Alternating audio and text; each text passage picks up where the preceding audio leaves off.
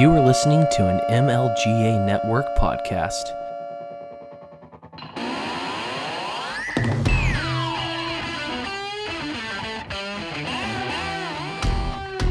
Welcome to Make Liberty Great Again, the best damn Liberty podcast that you've never heard of. I'll be your guide as we peer into the ridiculous reality that is our society and our government. Let's get to it. Welcome to Make Liberty Great Again. I'm your host, Cam Harless, and with me today, I actually have one of my oldest Liberty Facebook friends coming on with me. Someone that I told, hey, I should have you on my podcast at some point, and he was like, okay, what microphone do you want me to buy? So here's his debut on this ill-fated show with a name that I think at this point actually holds more weight than it did 4 years ago when it was just a play on Donald Trump's motto, jingle. But with me today, I have Mr. Hal Pedersen, a good-looking Viking man who owns his own. It's a taco restaurant or is it a taco truck? We have a truck that's based off the restaurant. It's just a little hole in the wall taco dive. Called Taco Monty's, which I've made some really awful art for in the past. I forgot about that. I believe I put a party hat on a manatee. A manatee? Yeah, it was my favorite shirt we have. But yeah, he has been in the. How long have you been in the Liberty world? I guess in the world, it's probably been since.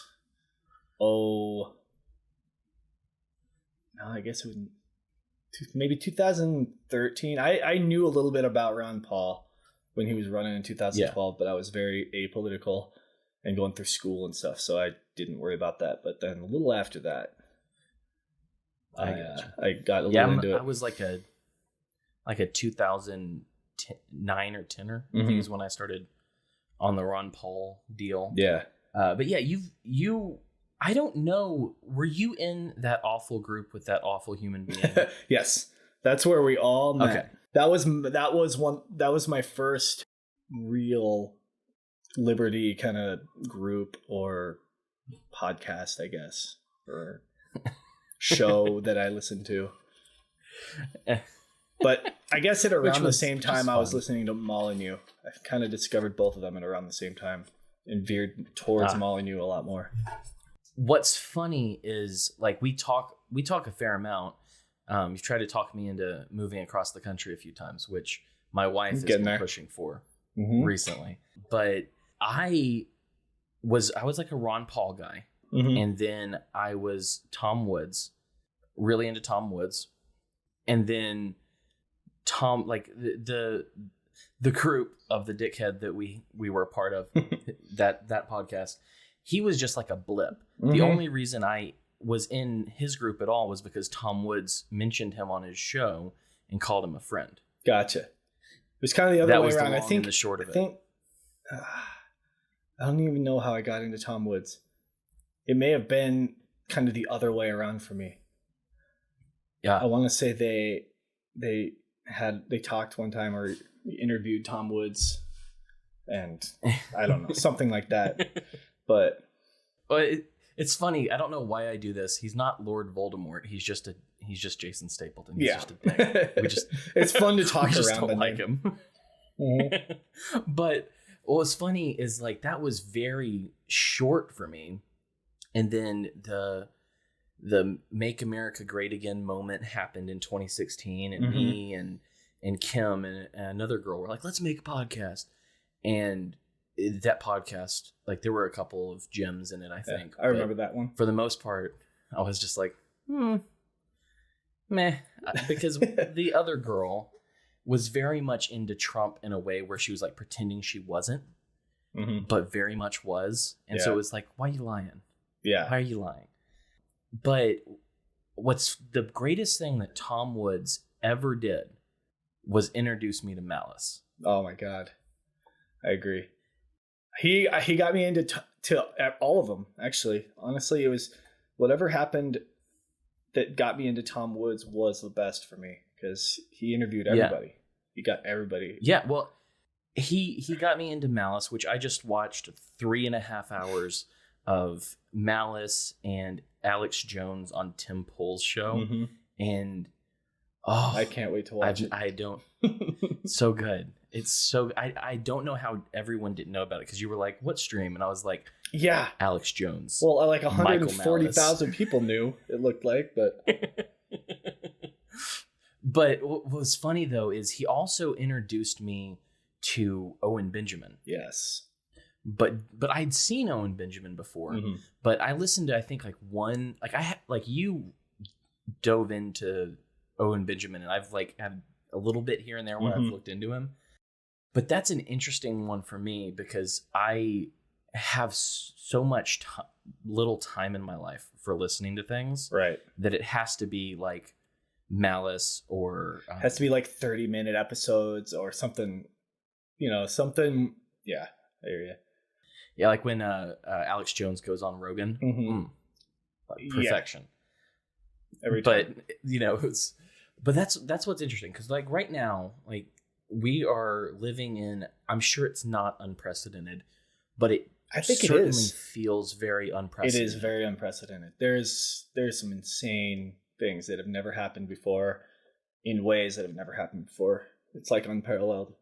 Yeah, it's incredible, and so like I don't have a lot of like deep knowledge on what's going to happen, or if Amy Coney Barrett and Brett Kavanaugh, who have both allegedly worked on George W. Bush's team when Gore tried to contest that election back in 2000. They did. I don't know if that's just that they did. I don't know if that's just happens to be a thing that happened, or if Trump knew it right and was just preparing. But I mean, we live in a strange time, and one of the things that's really thrown me off, and not thrown me off because I mean I expect these people to do this, but the mask dropping at this point in time is just incredible. Mm-hmm. It's like if you're blue-pilled right now, I no longer can understand you. If you're blue-pilled, you really are an NPC. It's like you are part of the Matrix at this point. Yeah, and I can no longer understand those people anymore. Mm-hmm. It's not like I don't want to or can't empathize with different things, but it's like the people who are seeing what's going on with the vote counts, with all of these different, the way the media is spinning this, and they say that Joe Biden, like, did you see the little picture of him in front of the backdrop that said the office of the president-elect? I think so, yeah.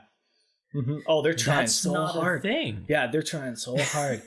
I think actually Trump won a lawsuit today in Pennsylvania. Yeah, that completely got rid of a whole bunch of votes for Biden.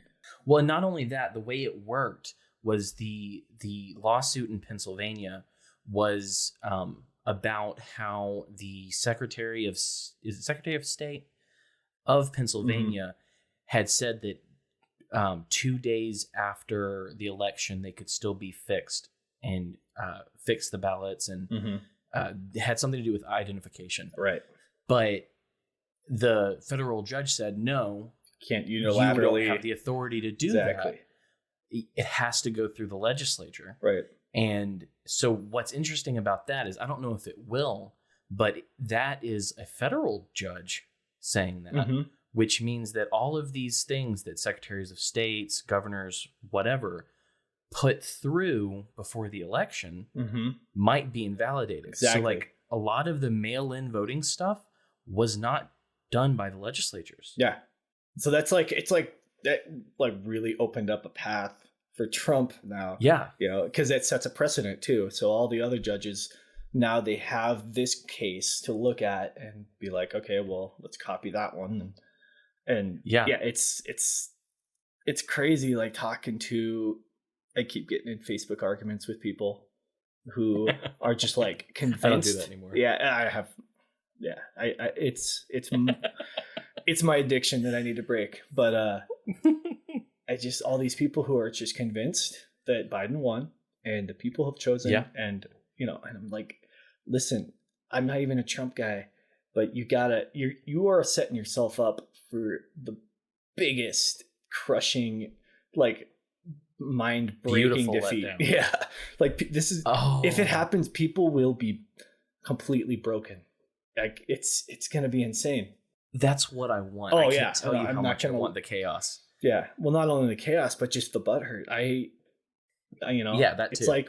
But I mean, just the fact that right now, like I said, there's a lot of unmasking and red pilling going on in this moment, because I saw a guy on Twitter the other day, and this tweet of mine blew up and was retweeted, I think 60 times, and had 300, 400 likes on it. And it was some very, very conservative guy saying, what was it that he said? He said, if our votes don't actually count, then we are being ruled. We're not self-governed. And I retweeted it and I said, holy shit, they're starting to get it. Mm-hmm. Yeah. I'm hearing a lot of people that I like to listen to a lot are saying that, this is probably the last election. Yeah. I keep hearing people say that. Do you think Trump is the last president? Not necessarily that he's the last president, but it's the last election. Like, because everyone's going to realize that this is all bullshit and that they choose the leader and we don't. And it's always been that way. But what was funny is you'll see this in Tim Pool's stream with Malice and Alex Jones. But Tim Pool asks Alex Jones, do you think, a lot of people are talking about how Trump's going to do a military coup. Mm-hmm. And do you think that this is a thing? And I thought I was going to be like, oh, then that's just crazy. That's not what's going on. And Alex Jones is like, absolutely, he's preparing. He's fired this person. He's bringing everyone in. He's ready. He's like, he believes that Biden is backed by foreign interests like China and Russia, and he's not going to let foreign countries take over our country. So he says, the Marines, he's going to have the Marines around him if they try that. Right. And I'm like, oh shit. Alex Jones believes that. Yeah. I thought Alex Jones was going to be like, no, he's not. But apparently Trump is prepared. Uh-huh. Well, if Alex Jones says it, then it actually is. It's possible at this point. Like, I'll listen to him more than anybody else at this point, because just look at his track record versus any of the other ones. His second time on Rogan, it was when he talked about the mice and the hybrid animals. I was with Joey Diaz with them. Is that that one? No, it wasn't Diaz. It was that other guy, Bravo. Yep, Eddie Bravo. There we go. Yeah. And so I was watching that and I was like, this is crazy. And I was thinking in my head, there's no way all this stuff is true. It's just too outside of the pale. It's not that I was blue-pilled about it. It was just, you have that part of your brain that's like, maybe Alex Jones is a little crazy. Mm-hmm. And then right after that, it was like right after we started the show, back up with me and Phil. And then I looked into like all the claims and they were all real. Yeah. Like I just saw something today. It was like, they're in China, they're making like human gorilla or human ape hybrids. Yeah, I read that too. And it was like a picture of that right next to what Alex Jones was saying on Rogan. Just like, it's like, oh my God, this guy. But when I saw that, I was like, if Alex Jones is right about 10% of the stuff that he says, it's horrifying. Yeah. Like that's crazy. And he's right about more than that, for sure. Well, it was when he was on Rogan, they had Jamie fact-checking him the whole time. And it was like, I don't think he ever came up with something that wasn't true. Right. Some things he embellished or he used the wrong words or had a wrong year or something like that. But, that's forgivable. He was pretty much right. Spot on about all of it. On the stream with Malice and Tim Pool, there was one point where he's just sitting there. And Tim Pool's like, okay, so what was the headline of the article that you're talking about? And Alex Jones just kind of leans back and he's like, it's going to be, and he said the name of the headline out. And then Tim Pool typed it up and he was like, oh, wow, that's the first result. Exactly. Yeah. God, that guy's on a different plane of existence. It's well, and he also got into, this is something that I've talked to with Mike Maharry and Ryan, but he was talking. They got into interdimensional beings in the show, and they're talking about these different types of things, multiple dimensions, and they said about elves. I don't know about elves, but he talked about the alignment of the different pyramids across the lines and how there was all of these similar things that happened. And I've had this conversation not in the secular mindset of it, but in the early, late Jewish, early Christian period, where like the Second Temple period, where it talked about the quote unquote sons of God, and how God had, if you look at the story of the Tower of Babel, it's a very interesting book that I read about this. It says that he spread out the nations and allotted them to each of the sons of God. The concept being that when the tower, the story of the Tower of Babel. Yeah. They built the I know pyramid the to reach God. Yeah. And then God confused their language. And then it said they all went into different areas, and the number of nations were allotted to the number of the sons of God, which is the sons of God would be a spiritual being within the spiritual hierarchy of the unseen world. Gotcha. So interdimensional beings, right? Beings outside of our dimension that can be within our dimension, right? And so this puts together this concept of these interdimensional beings more or less leading and having regional dominance in certain places. And these people who were trying to create a pyramid in Babel went across the world and created all these different pyramids in different places. Which just happens. It just happened to happen like that. Right. They're all recreating the same thing. Right. But it's so funny hearing them talk about that in a very different way than the way I would talk about it. Right. And it's like, oh wow, y'all are like talking about, it's just weird. Yeah. They're talking about the very same things that I've talked to people about recently. Well, I listened to that episode, and I remember I was at work just listening to him. He went off on a good 5-minute rant about like the ayahuasca visions that some ancient like South American tribes were having, and just different dimensions and everything. And by the time he was done with that, I just like had to stop, and I was like, that actually made sense.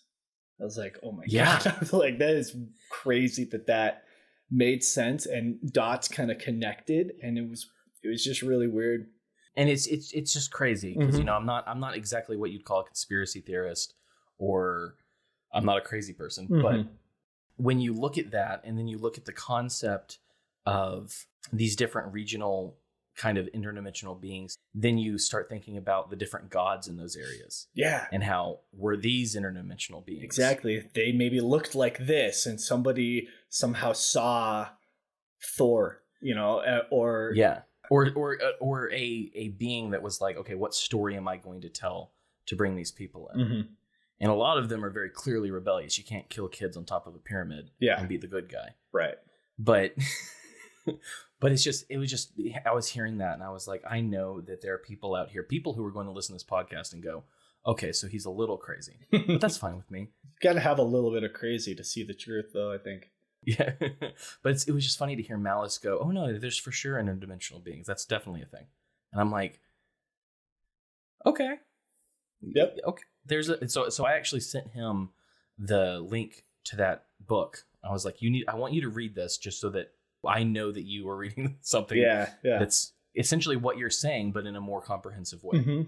Very fascinating. Yeah. But I digress. That's the thing. It's like that kind of stuff. I've been thinking about a lot of that kind of thing this year, because this has been a very spiritual year in a lot of ways for me, at least, because there's a lot of things in all the different religions that seem to kind of all have the same underlying truth or underlying principles or lessons that that all seem to kind of correspond to what's going on right now. And it's been very interesting. There's just so many synchronicities that I've noticed this year. The fact that 2020 is perfect vision and the mask is dropping, and there's just all these different things going on that seem to be all connected somehow.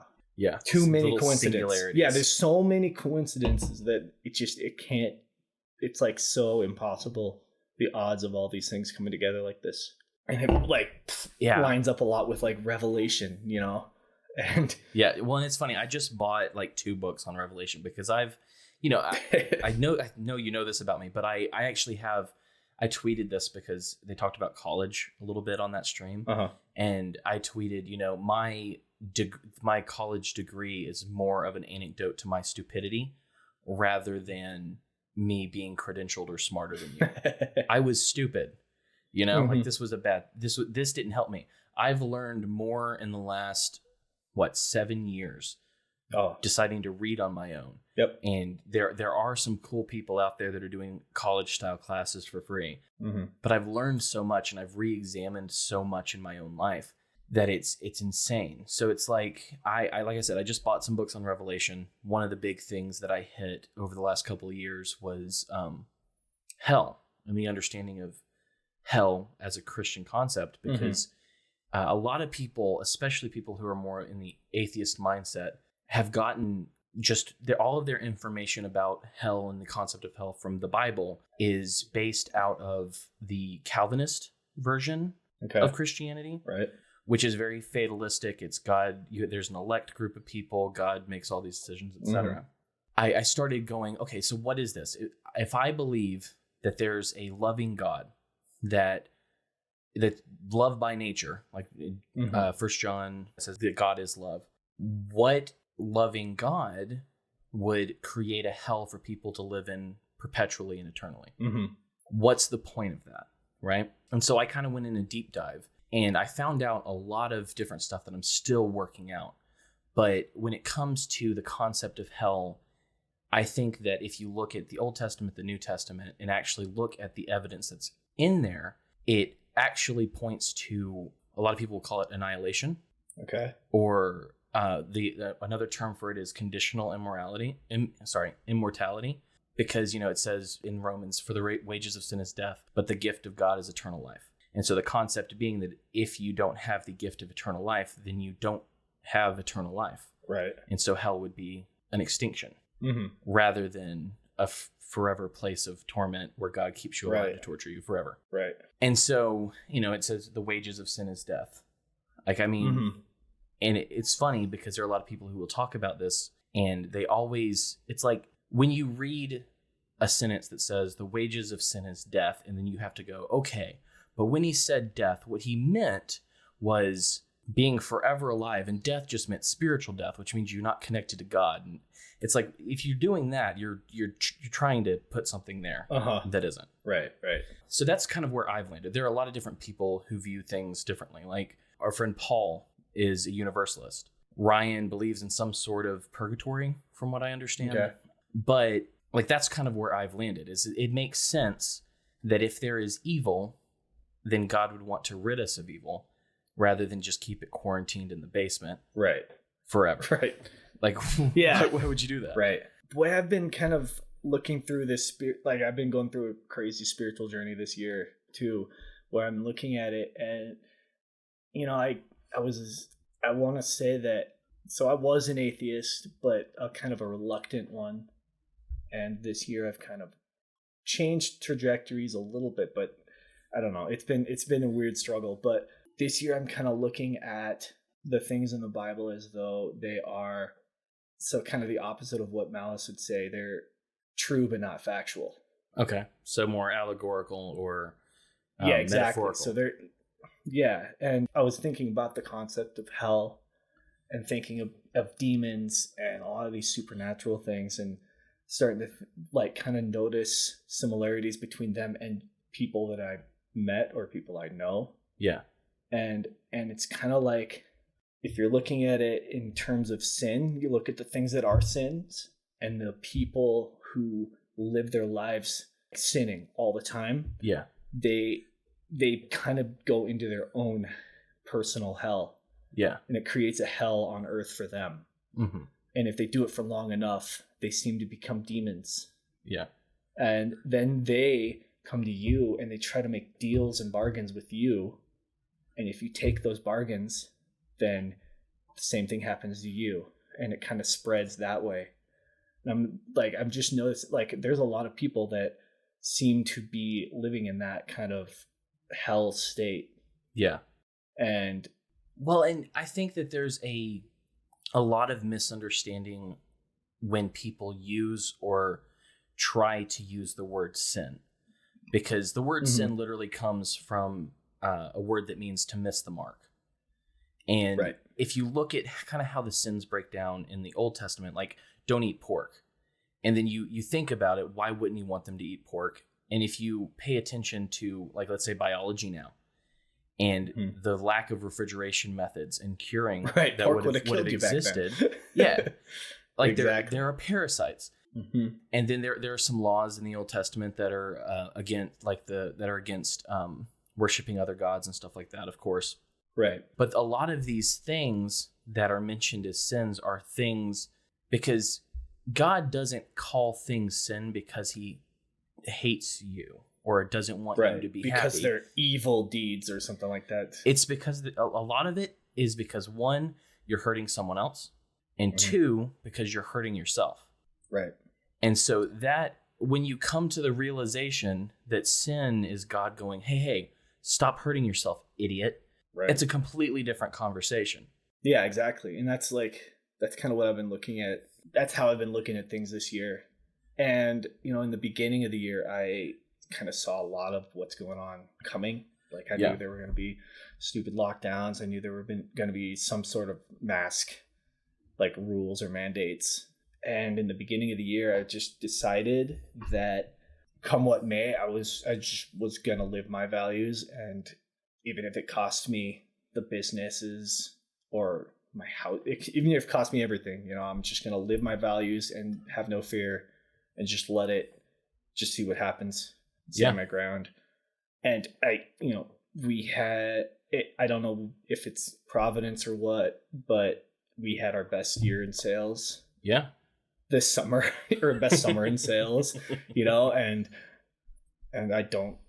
nobody really gives me any pushback if I don't wear a mask everywhere. And it's just all turned out to be either paper tigers or almost like a test.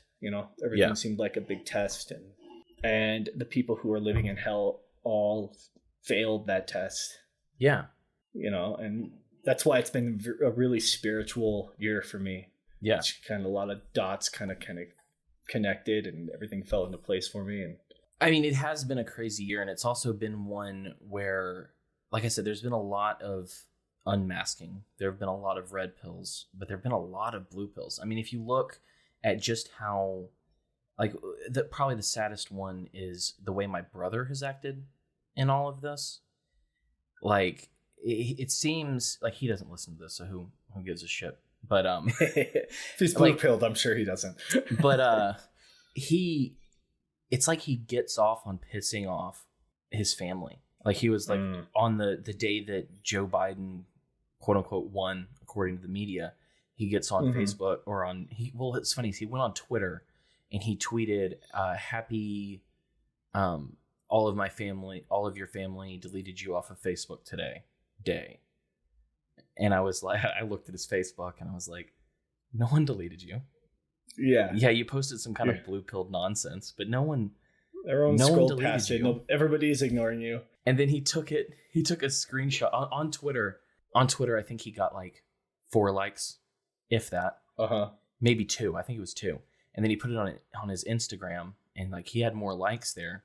But then I was like, I made fun of him. I said, "You're not edgy enough for that, dude. Like, get out of here." But on his profile, in his bio, he talked about how he lives in Los Angeles and he makes jokes that piss off his family. It's like, we don't read your jokes. How would we even know? Well, that's it. Everybody's just LARPing. It is, and it's like, it's just strange to me because like one of the more disturbing things that I saw come out were all the different TikToks and comments and tweets about people on the left talking about, well, there's going to be a civil war and I don't mind if I have to fight my dad, I'm going to put up a real fight. And I'm like, you were literally fantasizing about killing a family member. And that's when you're not going to win either. No. It's that like emphasis on the fantasizing. Well, I mean, and even if they did win, there's no winning. Right. Well, yeah, you don't win unless you disengage entirely. It's an incredibly like destructive, depraved way to think, and it was like I was like, man, this is what happens when you buy the old lie that the personal is the political, and you take it to its endpoint. And we're getting closer and closer to that logical endpoint. I mean, there are thousands of videos of girls who were probably cute 2 years before they went to college, screeching into their cameras in their cars, freaking out about Amy Coney Barrett or Trump or this or that. And it's like we are at the point where politics, which I think you've read Dune recently. Yep. I'm going Did you read it yet? Not yet. You still haven't yet? I downloaded the Kindle because I know that's the best way for me to actually read it. Gotcha. The audio is great. That's the way I read it. But the statement in that, which is fear is the mind killer. Mm-hmm. That line's why I read it. Yeah, I mean, it's a great line. But that's one of the things that I've been saying more and more is that politics is the soul killer. Mm-hmm. And I think that's like, if you look at people fantasizing about killing their parents or their grandparents, or like, well, after they said, why aren't you wearing a mask? Do you want to kill your grandma? And then you talk about how you want to have a death match with your grandmother. It's like, what world are you living in? That's what's, I think, probably one of the things that which is why I said I can't really understand the blue pill anymore, is you see what happened on election night, which you were on my live stream. Like, it did look pretty good for Trump. Mm-hmm. And then right after we got off, they halted all counting. And the next morning, I was like, wow. And then there was a sudden spike. Just crazy stuff happening. And and then you see the corporate press rushing to call him the president-elect, rushing to call something the office of the president-elect so that it looks official and people just swallow it and see him in looking presidential, so they just accept it. You see all of the different media personalities getting behind it, and then you see one of the craziest things with the most Soviet thing I think I've ever seen in America, which was, I think it started with AOC coming out and saying, let me see, I know you're going. AOC came gonna out. Start I've got lists. It right here. She said, is anyone archiving these Trump sycophants for when they try to downplay or deny their complicity in the future? I foresee decent probability of many deleted tweets, writings, and photos in the future. And so it's like, oh, well, she's making a list, but she didn't say the word list. And then Jennifer Rubin, it's an archive, who was a conservative and isn't anymore, tweeted, any Republican now promoting rejection of an election or calling to not follow the will of voters or making baseless allegations of fraud should never serve in office, join a corporate board, find a faculty position, or be accepted into polite society. We have a list. And then a guy named Wajahat Ali tweeted, you can't heal or reform the GOP, who are now an extremist party. They have to be broken, burned down, and rebuilt. When Biden is in power, treat them like the active threats to democracy they are. If those who committed crimes aren't punished, then they will be more emboldened. They're saying this because they thought they won. Yeah. They think, and that it kind of gives you an insight. So now if Trump does win, now we know what they want to do. Right. If they do win. And it's crazy. It's so Soviet, it's like he set a trap too, you know? And if he does win, then it's like, wow, he set this big trap to show everybody what these people really are. Like, they're monsters. In power now. He sees, this is what they want to do. You know, they want you dead. And if he does win, then it just kind of paves the way by using all, like, I can't imagine how hilarious it'll be if he does win and he pulls this thing off, because then they have that's out there now. They can't take it back, and now their enemies are the ones who are in power, And so what are they going to do? And what's funny is they're all hanging on this concept that because the media called the election, that's absolutely what happened. That's who we trust. We don't wait for the Electoral College and votes to be certified. Well, most of them don't even know that hasn't happened. We just listen to what the media says. Right. And that's the whole, like, the normie blue pill. Like, they don't know what's going on. They don't know they don't know anything about how it all works. They just hear what their experts say, and then they get on with their life. And they don't take the time to kind of look into anything. So they're just going to repeat that. And then when something that doesn't fit that narrative happens, then they just sit there and wait for their experts to tell them what it is that they need to think. And so much of the people that are right now celebrating are people who don't really watch the news, which, that's good if the only option for you is the corporate media, but they're not paying attention to the news. They don't know what's happening. They just know that CNN tweeted that Biden is the president-elect. And so if Trump somehow pulls this out and the courts back him and he's the president in January, they're not going to understand that at all. Yeah, they're going to be it's going to break them. Yeah. It's like programmers sending out scripts, and these people are following the scripts because they're NPCs.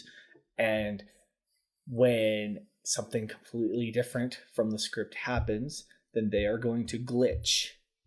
Yeah. And it's just going to be just a massive firestorm of glitches and bugs. And it's going to be hilarious. And and that's the thing. I want that because I think it's, one, going to be hilarious. Two, it'll lead. So imagine being someone who believes the media, who has been pushing this hard because I think they're scared. Joe Biden his team is apparently seeking a lawsuit against Trump for not conceding and pushing for the transition now. They may very well make this happen. They may manifest this, right? Biden may make it in there. If he doesn't, all of this just reeks of fear. All of it does. Like how hard they're pushing their lists. All of this reeks of fear. Did you hear that Lincoln Project is going after the lawyers on Trump's side and like trying to dox them and all the clients and stuff like that? It's not fear and desperation is what it reeks of. And here's the headline: Biden team considering legal action to force transition of power. There's no legal precedent for them to even do that. It's just people saying things. Well, if you go to, there's actually a website, one of these list makers, these Soviet style North Korean Democrats have put out, if you go to www.trumpaccountability.net, there's someone who's literally going to be curating a list of all the Trump donators and everything. Anyone who worked for him, anyone who worked on a campaign, anyone who gave him money. If they win, it's not going to be good. But that's kind of, we're in this weird tension in a red pill moment where the right's going, okay, so obviously this election was stolen. Obviously they're cheating. Obviously my vote doesn't actually mean anything. So clearly none of this is good or right or true. Right. And that's a red pill moment for the right. But if Trump wins, after this big thing, I'm not going to say civil war. I don't want civil war. I'd never even speak that into existence. But how hard is it at that point to talk California into seceding? Right. And I don't even know if I'd call Trump winning. I don't think it'll end up being a red pill for these people. Yeah. Because these people they're demons. They're living. They're psychic vampires. But it's real though. They're living in a different kind of plane. They're living in a different reality where there are no pills. Everything is about just their own power. Yeah. And perpetuating their own hedonistic lifestyles and, you know, and all that stuff. And so it's like they're not in the right mindset to even be able to be red pilled on anything. And that's true. And I think most people on the left are so deeply blue pilled that it would be impossible to break that. I mean, maybe not completely impossible. And red pilling, you can try to force a red pill down someone's throat, but they're never going to take it. They have to choose to take that. Yeah, exactly. So the Lincoln Project, all of the neoconservatives went and flipped to Biden. They flipped to the Democrats. And the whole time I was like, obviously, you know, they're going to get the neoconservative Joe Biden into office, even though he's a Democrat. I mean, look at his record. Look at Obama's record. These are all war hawks. Yes. It's Dick Cheney. Yeah. Yes, the left and the right, the Democrats and the Republicans are different. But when it comes to war, they have a unified purpose. At least Democrat, like capital D, you know, like the party members are this, you know. Yeah. The regular dudes who are Republicans, they're not into war generally, you know. Yeah. And that's why they went for Trump. Yeah. Well, I think even that took a while to get him to that point. If it weren't for Ron Paul, there would be no Trump people talking against. My mom was like, I think you're right that if Trump had just bombed Iran, we wouldn't be talking about Biden at all. And I'm like, yeah, no, I know I'm right about that because that's what they want. But my mother, who was for the Iraq War, who was for all of the wars, is now saying, I think you're right, but I'm glad he didn't do it. And I'm like, what world am I living in right now? Because we had fights about this. What's funny is, like, I've told this before, but my mom, like years ago when I got into this liberty stuff and Ron Paul, I was like, well, you know, the Iraq war is not going to end well. It's just going to create a vacuum and there's going to be someone worse there. And then ISIS started cutting off people's heads. And my mom was like, how did you know? And I was like, well, Dr. Paul told me. But beyond that, it's just, it makes sense, right? Right. And, you know, patterns. All of the other stuff. But it's crazy to me that there are people who I never thought would say anything bad about a war who are now like, I'm behind Trump because he's going to bring the troops home. And I'm like, you were very excited in 2001 when they sent him over there. Right. Now you're kind of missing your kid and you want him to come back. Yeah. You know? Well, the fact is, you know, we've been in Afghanistan since 2001. It's coming up on 20 years this next September. And I saw a picture and I knew I was going to see it eventually. But I saw a picture of a father who had to be in his 40s or 50s, maybe. And his son, who was freshly 18. And they were standing next to each other in their military uniforms. And he was like, he's proudly saying that his son was going off to Afghanistan, the same war he went into. The same war I was in. It's insane that a human being was born and lived his whole life and is still going into that quagmire. It's so bizarre. But all the neocons are happy. You know who Biden put on his transition team? No. So I've been saying for a couple years now, to cheer myself up, is, you know, everything's going to be all right. John McCain is still dead. But Joe Biden actually tapped his wife, Cindy McCain, into being on his transition team. And I was like, I saw it on Twitter and I was like, that motherfucker. Like, he's going to be bombing kids after his death. And that's depressing. Yeah, it's just, and that what bothers me so much is that I'll talk to these, again, on the Facebook arguments, I'll talk to these people who are talking about, you know, how Biden is going to be a return to normalcy.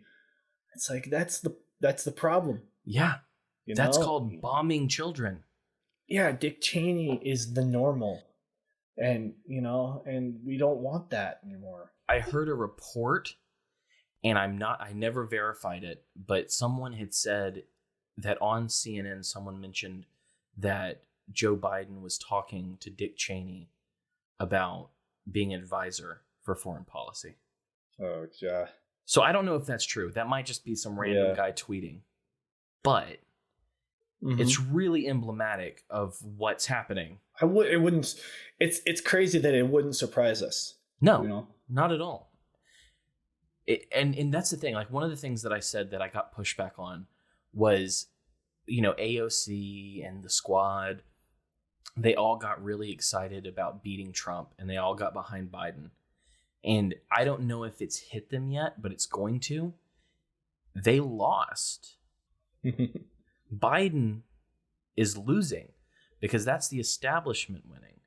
I mean, they may have to try to appease the uber leftists and the crazies that have been elected over the last few years, but they lost. And I wonder how long it is until they figure that out. Well, they've lost in a couple ways. First of all, if you look at like the House and Senate, they lost. Didn't they lose? Didn't Democrats lose? They didn't lose the House? No, it was like they didn't lose the House, but they lost. They lost seats. More of their they lost seats. They didn't fully lose the House, but it's really close now. And Republicans gained more in the Senate. Yeah. So ultimately, I mean, they really did lose a lot. In this election already. Not including the possible Trump win still. Right. And Andrew Yang got on Twitter and was like, hey, everyone, the winning the Senate is contingent on winning Georgia. And if there's a vote off or whatever you call it. But yeah, a second vote and a runoff. That's it. And he said, everyone who is for the Democrats needs to go down to Georgia and get down there and make sure everyone's voting and help get this so that these people win.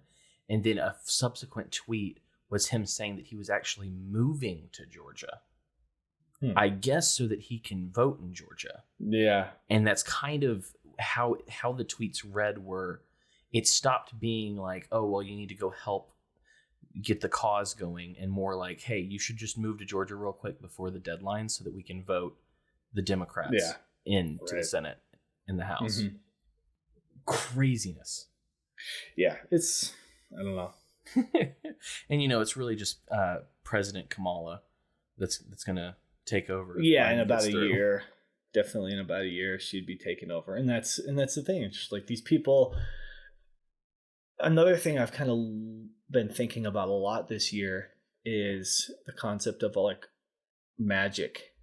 Yeah. And how it seems of people to actually be real. I noticed that too. I was thinking about it a few months ago. It was an Owen Benjamin thing. He went full like talking about magic and wizards and all that stuff. And it got me really thinking. And so I've been just kind of contemplating it a while, and I'm just noticing magic spells everywhere. And it's just like what? Like flatten the curve. It's just a magic spell is just a phrase that you repeat and you repeat and you repeat until it causes something to happen. Yeah, manifests something in reality, and and generally it's in the form of people acting in a certain way, Yeah. And you just see it all the time. I think Tom Woods has even been starting to talk about like how it seems like just magic spells. Yeah. On Twitter, I now have 3 mutual follows with 3 different women who call themselves witches. And I'm like, but these are people who are like on our side, but it's like, right, where is all this magic coming from?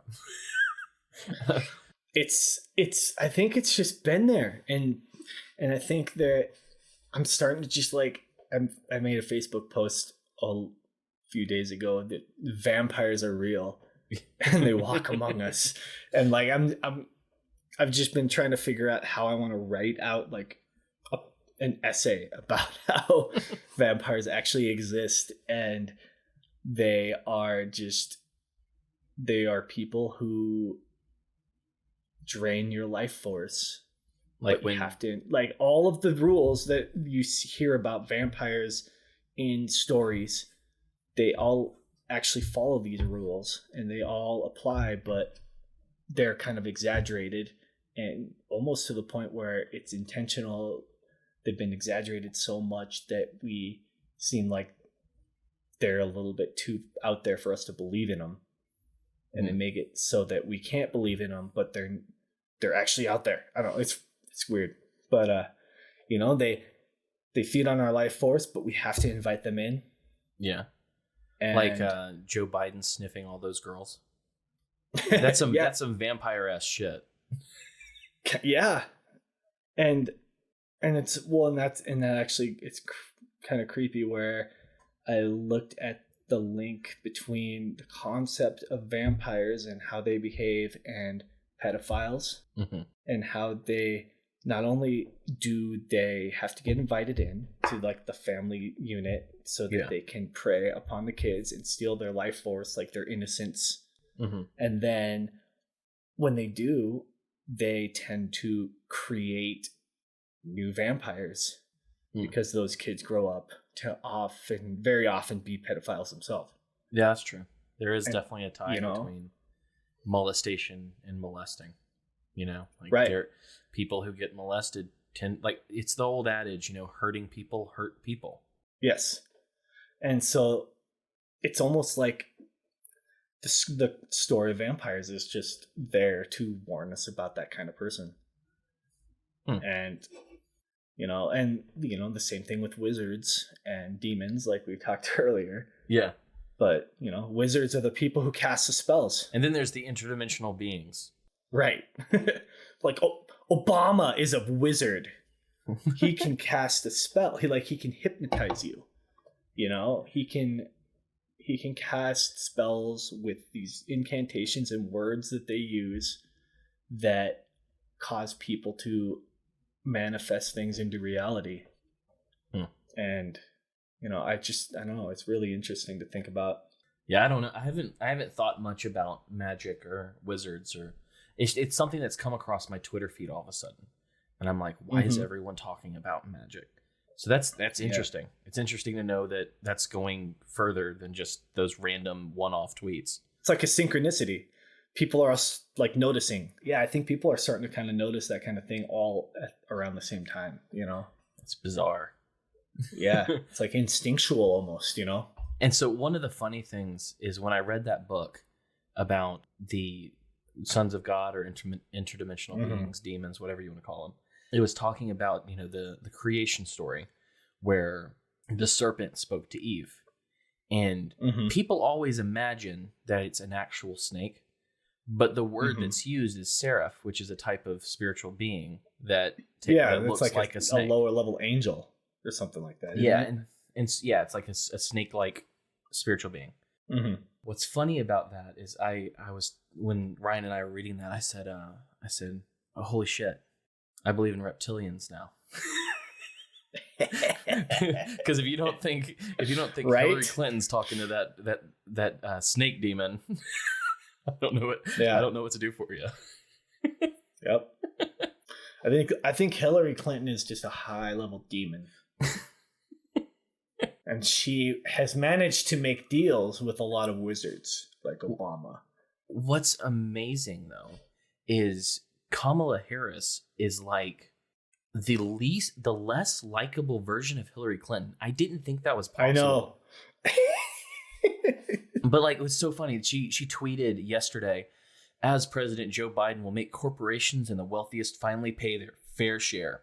And he won't ask a single person making under $400,000 per year to pay a penny more in taxes.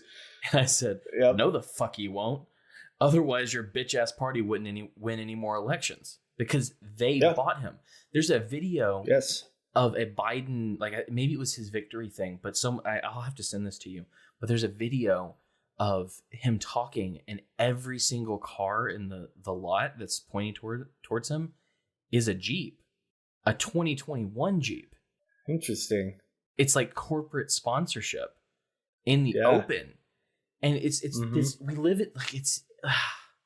They've got their lists. they've got their corporate sponsors. Like, we notice that stuff, but the normies, they're not going to notice that, but it's going to plant a seed subconsciously. By the way, I have been told that using the word normie is now normie. So. Oh yeah, it's moved out of our parlance. By who?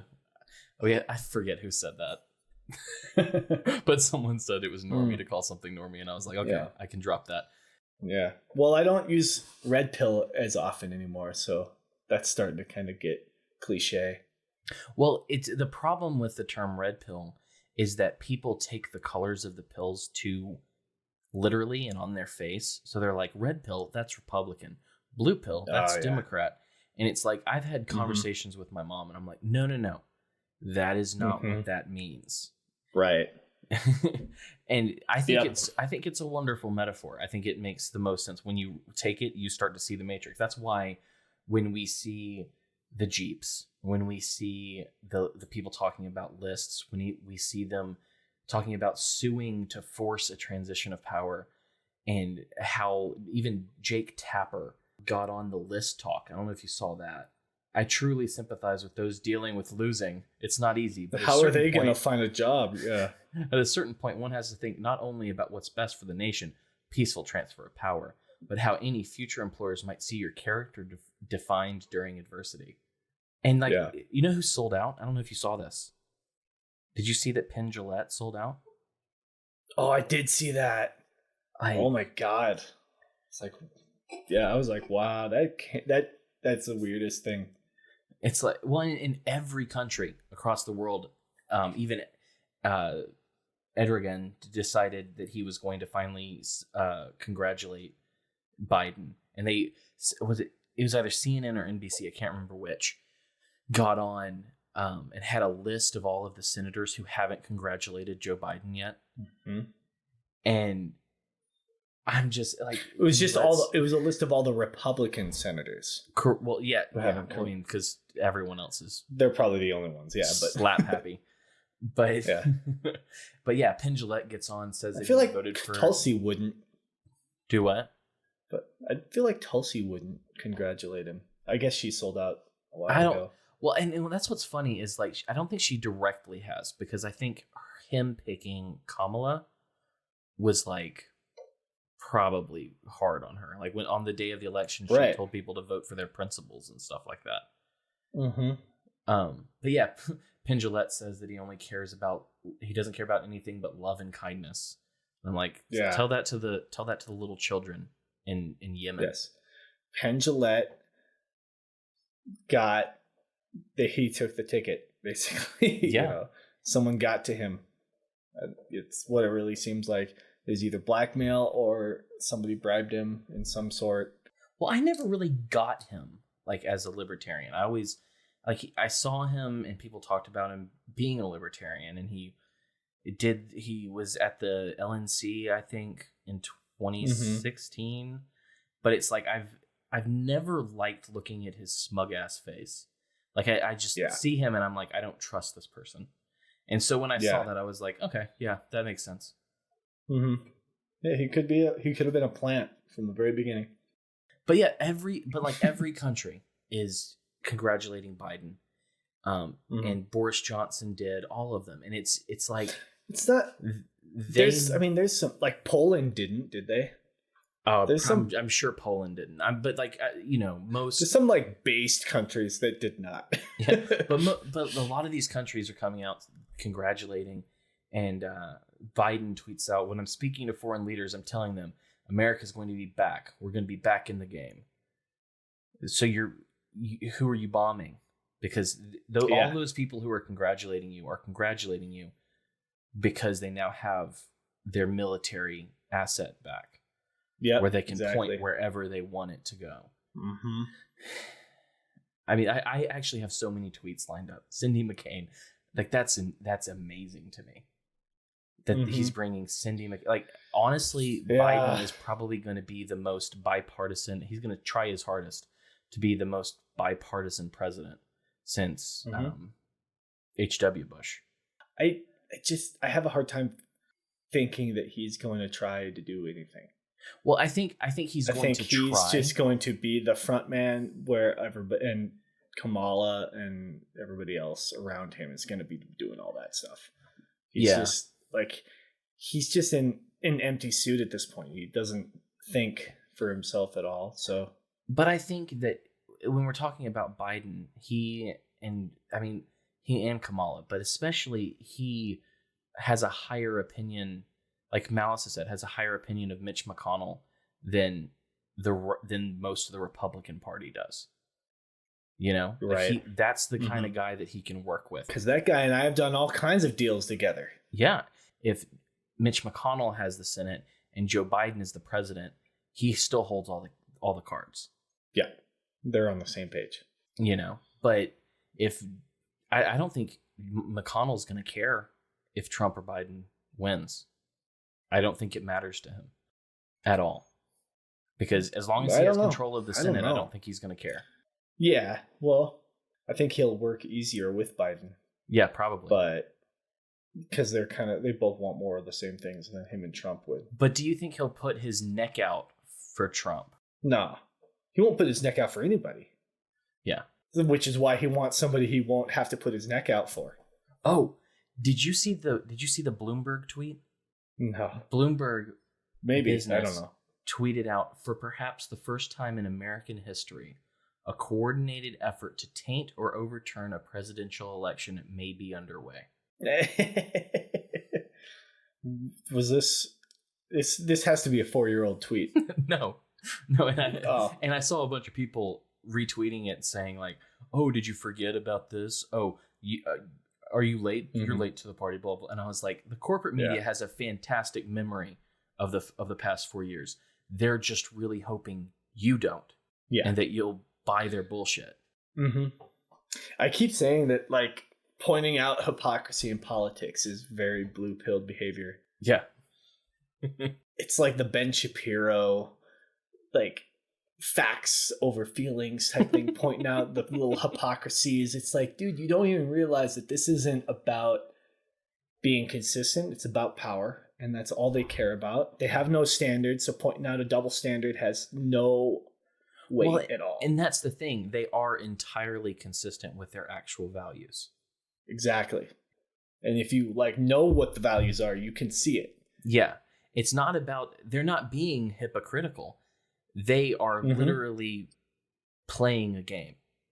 And that's the long and the short of it. And so it's like, when I hear people talk about how inconsistent they are, I'm like, they're not. Yeah. That is not what is happening. That's the point. Yep. My favorite tweet of the last day or so, it was a few days ago, is a guy named Kevin Roos, who's a blue check. He said, Facebook, I think he works for New York Times. And he said, Facebook is absolutely teeming with right-wing misinformation right now. Here are all among the top 10 most engaged URLs on the platform of the last 24 hours. And it was like, Republican in Michigan goes from loser to winner after technical glitch. And it's all these different stories, and they're all true. Right? Right. And so people responded to his tweet, and they were like, well, these are true stories. This is what happened. And he gave away the corporate media playbook. He said, for the conservatives who are mad about this, yes, it is possible for a story to be factually accurate and for it to be a part of a misinformation campaign aimed at undermining confidence in an election. You just told them what the New York Times does. It's factual, but not truthful. Exactly. Depending on what pill you've taken, you will get a completely different meaning out of that. Yeah. But it's like, that was what was, I retweeted. I was like, Cathedral Operative defines how the failing New York Times and the rest of the corporate press operate on a daily basis. And it's, we live in an amazing time, and the possibility for chaos, the possibility for the butthurt, for maybe, like, I heard people talking about California seceding, like leftists talking about California seceding before any of the election stuff. Imagine what happens if Trump pulls it out in the courts. Right. Yeah. Well, if he loses, then you see right-wing states possibly thinking about conceding, especially if Biden goes through with this nationwide lockdown. Oh boy, mask mandate that he's talking about. Yeah, I told him to go fuck himself on Twitter when he said that. Yep. That's going to be my thing. I'm going to be the Krasenstein brother against Trump. I'm going to be the Biden reply boy. Go fuck yourself, Biden. Yeah. Well, I have this catering gig that I do occasionally where I'm catering for first responders. Mm-hmm. And, so I'm, every time I do it, it's a whole different group. By first responders, do you mean retail workers? I guess that would count this year, but no, it's like, we'll usually either firefighters or cops. Yeah. In the last couple times that I catered for cops, I asked them about these things. Like this was like right when in California, they're usually from California. Mm-hmm. And so they came up, and I was like, what do you guys think about this, these Thanksgiving rules? And they're like, these are all such bullshit. I'm like, so you guys can enforce them? And they're like, we get a call about those. We're just going to do a drive-by. We're not going to enforce any of that stuff. Yeah. Well, and some of them will, for sure. It's going to be so, and like I talked to one guy, he's like 99.9% of us, like of the cops, will not enforce something like that. There's a 0.1%, but like doing this gig has kind of given me a different perspective on some of that. Like, most of the time cops are right wing, but they're blue pilled. But I don't know. They seem like they've taken one or two red pills, but not enough to be on our level. Yeah. But they know that it's bullshit, and they usually will just do their own thing. They'll just deal with loopholes, and they'll not enforce all kinds of stuff. So people in California, I don't think they have anything to be afraid of having a normal Thanksgiving. But speaking of California and their rules for Thanksgiving, which Chicago's looking to do the same thing. I was talking to my brother after they had released those rules, and we kind of got into COVID stuff and Trump, and he lied to me and told me the most important thing to him was war, and then voted for Joe Biden. But I was like, yeah, this stuff is insane. The coronavirus stuff, I'm exhausted of it. I'm ready for it to be over. And he was like, well, we're just protecting, right? Like he's scared his 2-year-old is going to get coronavirus and die. Mm-hmm. It just goes against what the science bears out. But I was like, and he was kind of blaming Trump for deaths of coronavirus, which is just nonsensical to me. But I was like, yeah, I mean, at least I'm not in California. And he's like, why? And I was like, what do you mean why? Gavin Newsom is like one of the worst on this. The only person worse is Andrew Cuomo. Mm-hmm. And he was like, no, Gavin's been great. Gavin, the way he's handled this whole coronavirus thing has been wonderful. And I'm like, mm-hmm. Well, I didn't know how to react to that. Well, people who talk about politics most of the time are not smart, really learning about it. Yeah. It's not even that they're not smart. It's that they're smart about the things that they're an expert in. Yeah. Politics and economics and all of those things, they are not an expert in those things. And they think that their expertise in something else might translate over or something like that. Like Neil deGrasse Tyson or something like that. But Anthony Fauci. But it's just, yeah. Steve Bannon got a lot of shit for saying that he should be beheaded. His head should be put on a spike in the White House lawn. That's awesome. Oh God. He's right though. And that's the thing, like, that's one thing that Malice says, like, in a few years, people might start looking at these political leaders and start demanding some sort of justice. Justice. Yeah. And they're going to be held accountable for something. Yeah. And I mean, the amount they should be COVID patients that Andrew Cuomo put in nursing homes. Yeah. I mean, he killed more people than Muhammad Atta did in New York. Like that, if Trump had done that, I would be like, yes, he is what caused these 200,000 deaths.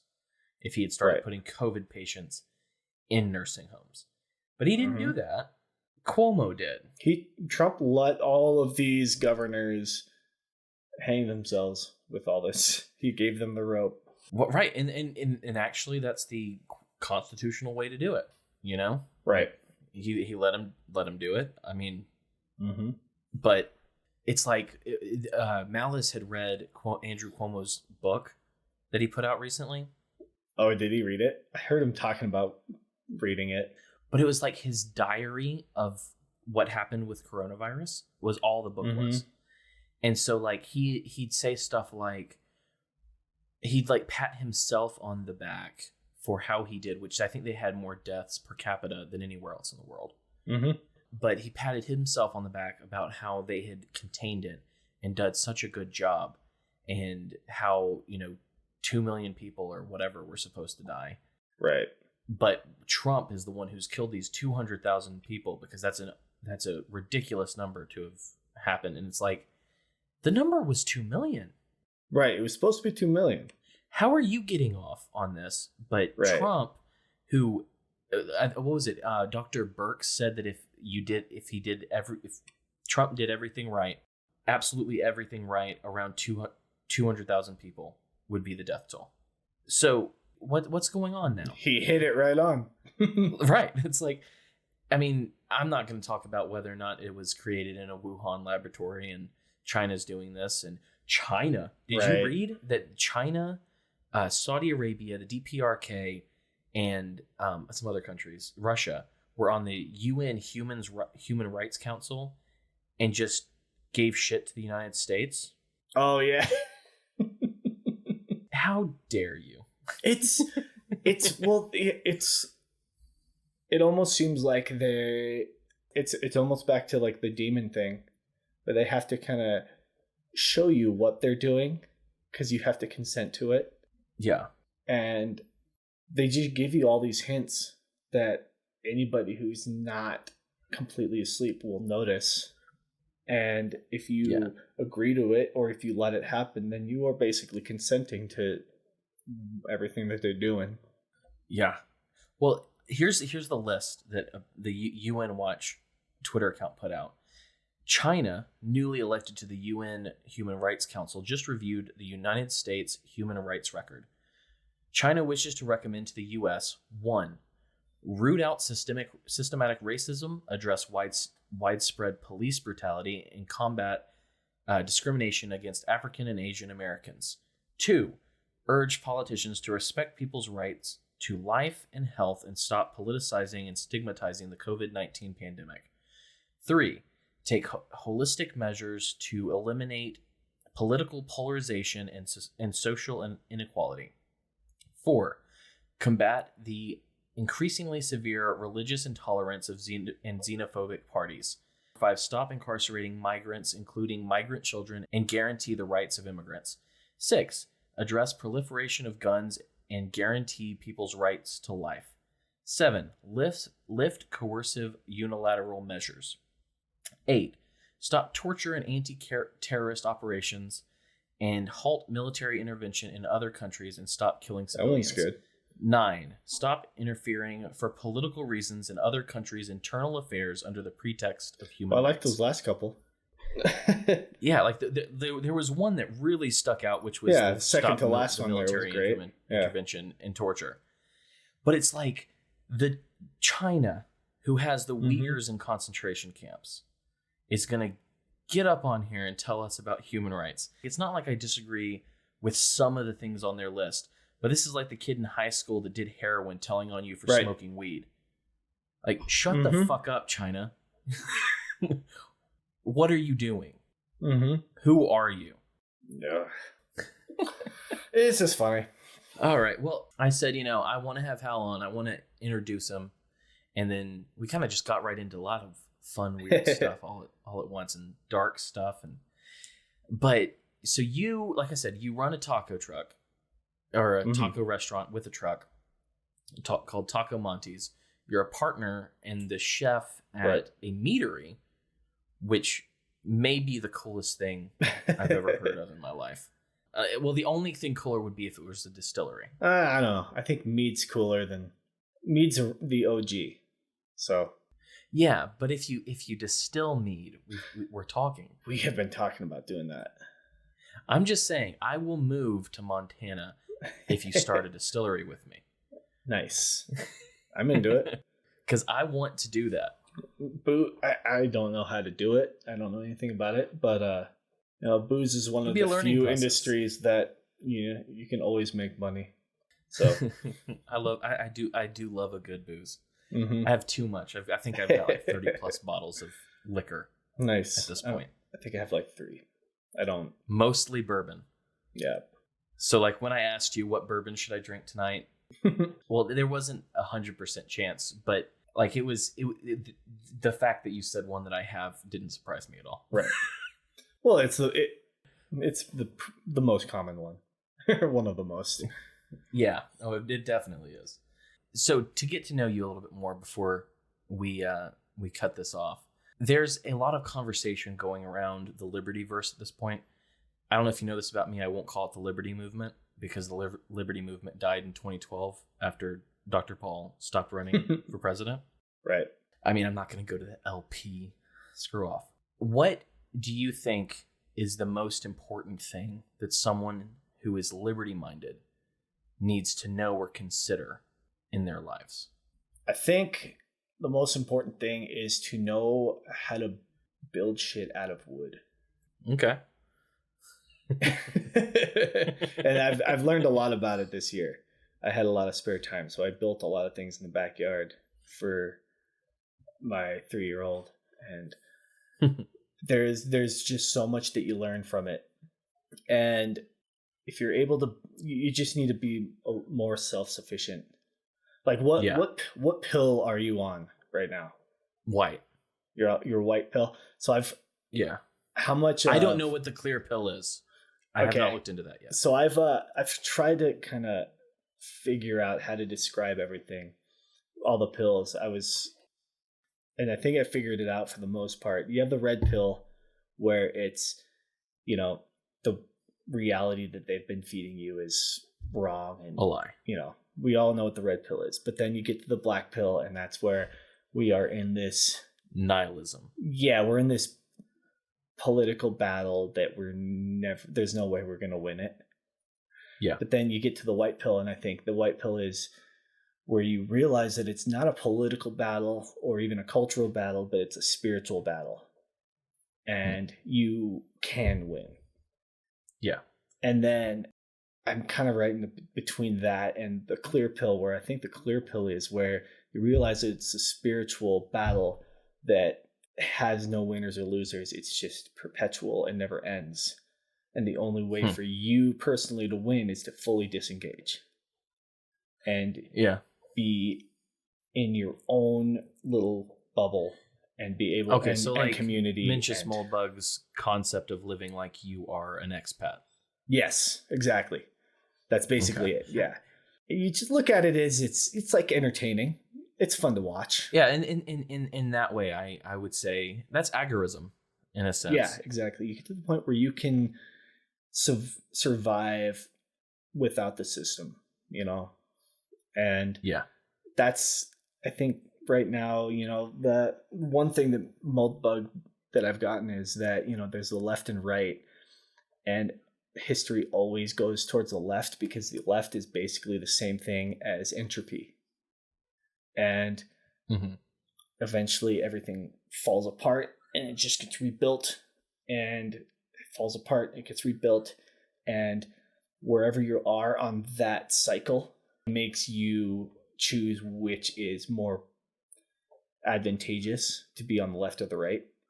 And so if things are like building and it hasn't started to collapse yet, then being on the left is probably the best bet.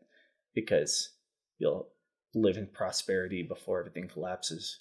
But I think we're on the cusp to where things are about to just completely go AWOL. And when you're in that position, being more right-wing and family-oriented and like self-sustaining and having life skills that you could survive without the system, I think that is the way to be right now, specifically. Buy ammo. Yeah, buy ammo. Plant peppers. Exactly. Plant a garden. Get some chickens. Build some shit out of wood. Yep. Also plant claymores. Start creating claymore. Create farm workers. Yeah. Well, it's when being a parent, it's always a battle. And like, especially with as many little ones as I have, they're battling each other and they try to destroy stuff in my house, and it's it gets old. But I sat down with the two oldest ones the other day, and I was like, over the years I've thought, okay, so have you ever watched Game of Thrones? Yeah. You know how every house has their words. Winter's coming, bent and unbent and unbroken, whatever. Right. I really like that concept of the sigil and the house words. And so I've been thinking for the past couple of years, what are our house words? What are the words that more or less are emblematic of us and what I want and how I want you to think as a person? And so I was sitting them down after I saw them destroy something of mine. And I was like, I think I've landed on the words. And I was like, boys, I need you to repeat this after me. Harlesses create. They don't destroy.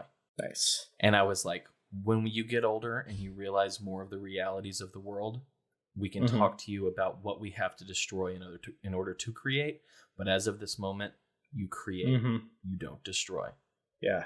Our lives are lives of creation and beauty, and I'm not going to run the beauty out of you this early. A girl on Twitter was talking about how she was speaking to her 4-year-old daughter about how Kamala Harris was vice president, and her daughter had asked, "Will I be president one day, mommy?" And she was like, "Maybe, baby, maybe." And I was just reading that, and I was like, if my kid asked me that, I'd be like, "No, you won't, because you're better than that." Anyone, I can't wrap my head around that. I want my children to know how little the president actually matters. I want their whole lives to be as self-sufficient and sustaining and creative as possible. I want them to not ever have to worry about what's going on in Washington, D.C. Exactly. And that's just it. You got to be able, just pretend that the politics don't matter, because they don't. Yeah. And just be honest. Yeah. Find ways around them. Yeah. Well, Owen Benjamin had a line the other day. He just kind of said it. I was like, that is perfect. And the line was grow through the cracks. Yeah. And, it's something, he said it and it kind of made me think about it. I built this little fort or platform for my kid after cutting down a tree that was a pain in my ass, and built it over top that tree. And I did not kill that stump sufficiently enough. And so, every month or two, that little bastard keeps popping little strands coming through, little branches popping up through the cracks. That is I hate it, but I respect it. And that's what I want to, that's what you have to be. You have to be that stupid little tree that can't be stopped. Life grows through the cracks. You have to be life. Yeah, be life. Create. Well, it's like growing, dandelions may be the dumbest, stupidest weeds that you ever have to deal with. But those bastards, you will never stop having to deal with them. Yeah, they are pretty. They can be. And also they grow through concrete. Exactly. And that's a great point. That's what we need to be. We need to be able to grow through the cracks, break through the concrete.